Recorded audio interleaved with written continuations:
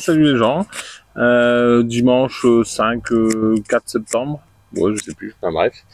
4 septembre, on me fait signe de loin en régie. Euh, la vidéo va être peut-être un peu sombre. Faut aussi que j'évite de jouer avec mon micro, sinon je vais faire un boucan du diable. On est en fin de journée, il y a 19 heures passées, et puis c'est l'automne qui arrive, mine de rien, septembre. Les températures baissent un petit peu, donc on part quand même sur notre saison d'automne. Donc c'est un peu le thème de cette vidéo. Que faire au jardin potager en septembre dans le Nord-Pas-de-Calais. Donc avant d'attaquer cette vidéo, je vais faire un petit retour en arrière sur le petit jeu, le petit quiz que j'avais fait. Et puis donc afin de vous dire exactement qui a gagné, je vais être chauffé dans les posts, mais ça se voyait pas forcément. Du coup, donc c'est Maman 4 Loulou qui a gagné le pot d'Arogna suite au petit quiz où je demandais de découvrir quel était le type de baie que je cueillais et puis quel type de gelée confiture j'allais faire avec. Donc voilà, je vous le mets en inclus, soit à gauche, soit à droite. Et puis si vous souhaitez aller visiter sa page Instagram, elle y poste toutes ces photos du jardin potager. Donc il y a des belles photos aussi à voir sur sa page. Alors, je vais vous mettre tout de suite ce que j'ai filmé au bois il y a 2 jours. Un petit tour sur les ruches. Et puis derrière, un petit tour sur le verger. Donc, je vous montre aussi une photo. On est dans une saison où c'est quand même la grosse période de récolte au mois de septembre. Surtout pour le verger. Donc là, cueillette de raisins, de pommes, de poires. Ça commence pas mal. Et puis, je sais pas si ça vous intéresse. À la limite, dites-le moi dans les commentaires. Mais d'ici quelques jours, on risque d'aller faire avec les filles donc le pressage des pommes pour le jus de pomme pour notre année. Donc ça peut être l'occasion de faire une vidéo à voir si effectivement ça vous intéresse ou non. Alors avant d'attaquer par le potager, on va attaquer sur la partie ruche avec un peu ce qu'il y a à faire, un truc rapide. Alors, je sais pas si vous voyez là. Alors, je teste un nouveau truc. C'est une nouvelle façon de faire avec mon téléphone. Donc, je suis à la chasse aux frelons asiatiques, puisque là, en ce moment, c'est le carnage. Donc, les ruches se font pas mal défoncer par le frelon. Alors, j'utilise la méthode du cheval de Troie, c'est-à-dire que, on n'a pas contre-jour, c'est-à-dire que j'attrape des frelons à l'épuisette. Puis avec mes petites mimines, je l'attrape entre les doigts et puis je lui mets une goutte en fait d'insecticide chimique. Bon, c'est malheureux. Je lui mets une goutte d'insecticide chimique sur l'abdomen afin qu'il rentre directement au nid, puisque le frelon quand il se sent en danger, il rentre directement au nid, afin qu'il puisse contaminer le nid et ses congénères. Donc a priori avec une dizaine de frelons traités comme ça, on arriverait à détruire le nid. Donc je ne sais pas si c'est la réalité ou pas. Mais en tout cas, ça a le mérite d'essayer ça. Alors, j'ai un peu mal au bras. Du coup, ça penche. Dans les choses à faire encore au rucher, alors sur ce mois de septembre, forcément, c'est vérifier les provisions pour l'hiver. On va être en pré-hivernage, donc on vérifie que les ruches soient bien pleines de pollen et de miel afin qu'elles puissent passer l'hiver de la meilleure façon possible. Et puis surtout après derrière ce qu'on peut faire aussi, si ça manque de nourriture, forcément les nourrir un peu afin de les aider. Et puis derrière ça, si on se retrouve avec beaucoup de cadres vides, ne pas hésiter à réduire la taille des colonies en enlevant quelques cadres par ruche. Alors, est-ce que j'arrive à vous filmer ça un peu plus près? Donc ça bouge pas mal, ça c'est le dernier essaim qui était un peu en difficulté mais moins vaillant que les autres. Et ça bouge pas mal. Alors elles sont plutôt calmes, j'ai pas de combi rien, je suis à 60 cm des ruches. Et on voit qu'elles ont à manger cette année, donc ça pose beaucoup moins de soucis que les années précédentes. Voilà. Allez, on va aller voir le verger un peu, et puis après on parle du potager. Alors voilà, nous voilà au verger. Alors, le cerisier planté au printemps, pour lui, c'est un peu compliqué. Ça souffle de la chaleur. S'il pleut pas, il va vraiment falloir que je lui amène de l'eau. Bon, j'en ai switché, pas grand chose de spécial à faire, si ce n'est récolter les pommes qui mûrissent. Bon, là ça commence, il y en a pas mal. Même de ce côté-ci, la reine des rainettes est bien remplie. Hop. Et puis donc surtout, afin de pouvoir faire le jus de pomme 2022, dimanche, il va y avoir un paquet de pommes à ramasser afin de pouvoir faire le jus de pomme pour cet hiver. Allez, bon, terminé pour le verger, donc pas grand chose d'autre. Un peu de greffe pour ceux qui se sentent de tenter la greffe. Et puis sinon, on passe au potager. Donc pour attaquer un peu ce mois de septembre dans les choses à faire, il y a tous les semis d'automne. Donc là on est sur la période où les tomates qui sont derrière moi vont continuer encore à donner un peu jusqu'à la fin du mois si le temps se maintient tel qu'il est là. Les premiers navets vont commencer à donner aussi, mais il faut quand même penser à prévoir les récoltes d'hiver. Donc pour prévoir les récoltes d'hiver, il faut absolument faire sur septembre semer les quelques légumes qu'on va pouvoir commencer à consommer qu'on va pouvoir consommer pendant la période froide. Donc le tout premier, le plus rapide à pousser, ça va être les épinards. Alors vous verrez pas de semer d'épinards parce que j'aime pas ça, donc du coup j'en mets pas dans le potager. Par contre, c'est une plante qui est rapide, on peut encore en semer, il n'est pas trop tard pour avoir une récolte plutôt tardive d'épinards pour l'hiver. Dans le même style, on a les choux. Alors moi, je les ai pas encore fait. Je pense que je ferai ça d'ici une semaine parce que j'essaie de me mettre à peu près à jour sur mon potager. Donc les choux, je vais semer du chou Cabu Express que je vais semer et que je repiquerai, je pense fin octobre, mais qui donnera et qui sera bon à récolter en tout début de printemps. Donc je rigole, j'ai ma fille qui fait des grimaces. Mais c'est pour que tu sourisses. Ouais, c'est pour que je souris. Ah ouais, que je sourisse. Ouais, sourissette. Ouais. Et du coup, j'ai perdu le fil. Non, je sais plus ce que je veux dire, mais bravo. Donc, ah oui, c'est ça, choux. Donc, des choux, par contre, qu'on récoltera en avril de l'année prochaine, vraiment précoces, plus précoces que ceux qu'on sèmera au printemps prochain. Donc, repiquage sur le mois de septembre, enfin, semis sur le mois de septembre, pour un repiquage courant octobre, dès qu'ils seront bons à repiquer, qu'ils auront quelques feuilles. On va pouvoir semer aussi tout ce qui est laitue d'hiver. Donc moi je mets de la laitue grand-mère, variété de chez Bocquet. Je mets aussi de la merveille d'hiver. L'escarole, j'en ai mis juste un petit peu, je suis pas fan, donc ça par contre j'en sème plus pour maintenant, il commence à être un peu tard. Et puis aussi toutes les mâches, il est encore temps de semer de la mâche, donc ça les mâches, pareil, chose que je vais faire en courant la semaine prochaine si on n'a pas trop de pluie, puisqu'ils annoncent de la pluie. Donc on va pouvoir semer toutes les mâches afin d'avoir de la salade pour une partie de la période hivernale. Donc normalement, si on s'est bien occupé de son potager, on a nos poireaux, on a nos carottes qui seront prêtes pour l'hiver pour les soupes, bouillons et autres pot-au-feu, mais il va nous falloir aussi les navets, donc les navets absolument à semer.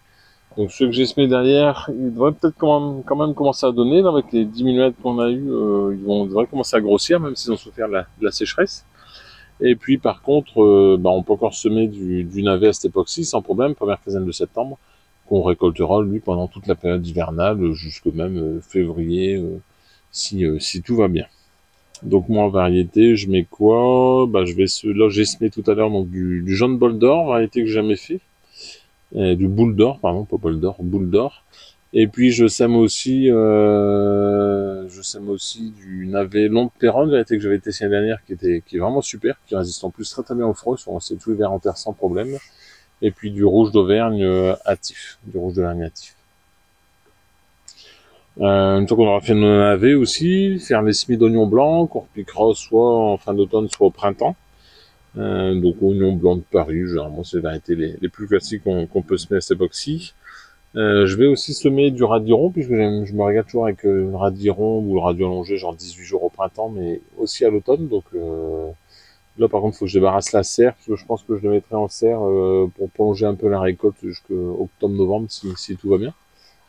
Donc ça à faire aussi sur ce mois de septembre.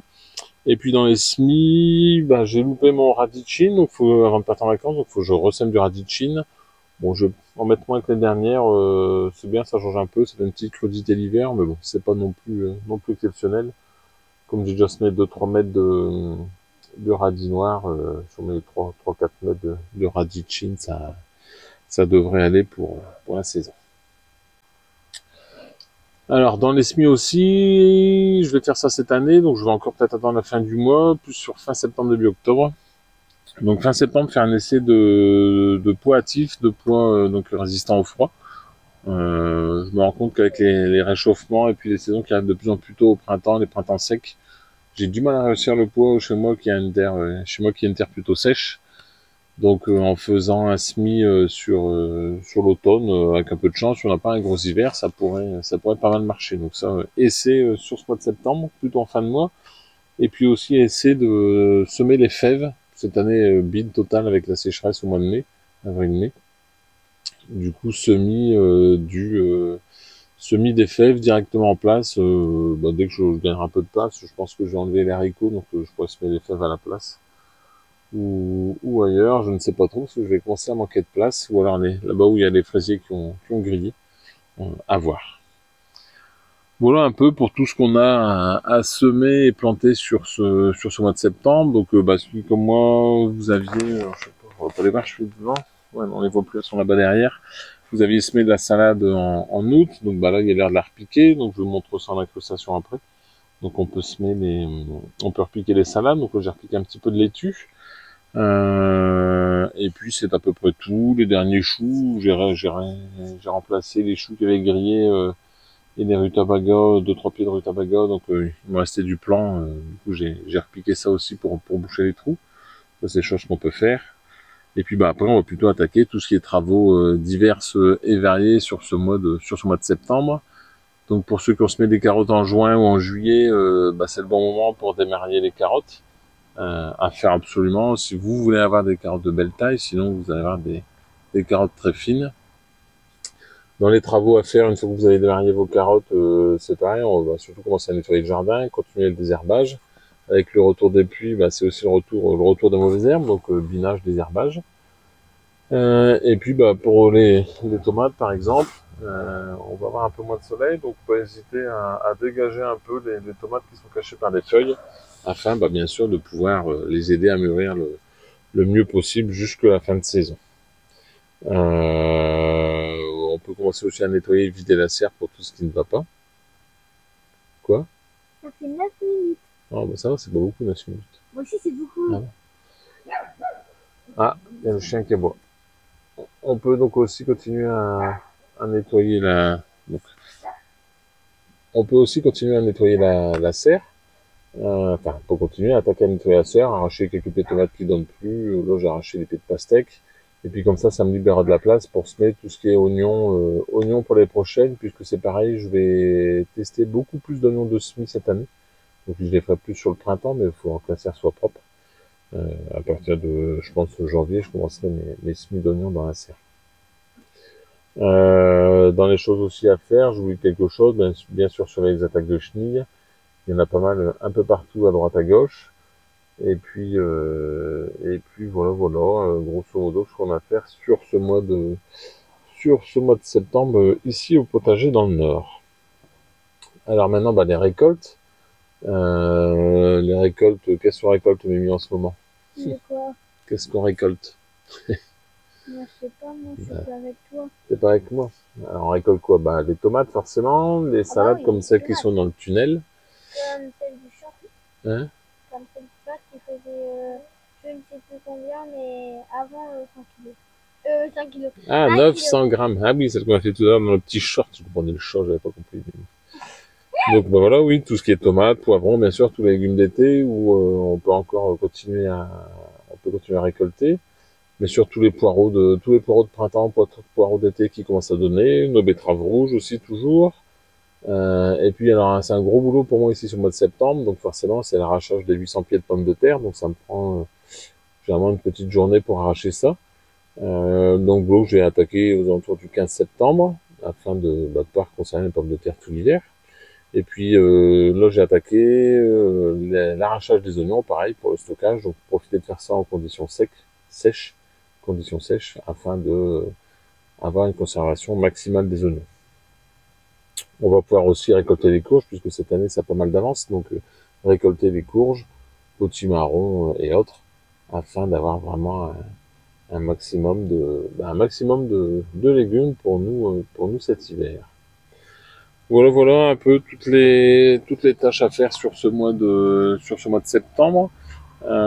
J'espère ne rien avoir oublié. Je vais retourner à la caméra, je vais vous faire voir 2-3 choses. Et puis sinon, j'espère que cette petite vidéo vous aura plu. N'hésitez pas à vous abonner, ça me fait toujours plaisir. Posez des questions, j'y réponds avec grand plaisir aussi. Et puis, on se retrouve tout de suite de l'autre côté de la caméra. Alors, dans les choses aussi à faire sur ce mois de septembre, bien sûr, ça concerne les choux. Les choux, il faut surveiller car c'est l'époque où on a les attaques de pierrides et autres chenilles. Alors là, on en a 2 variétés différentes. Donc celle-ci, une pierride. Désolé pour elle. Hop, elle est morte. Et ici, chenille verte, pareil. Donc traitement biologique naturel. Hein.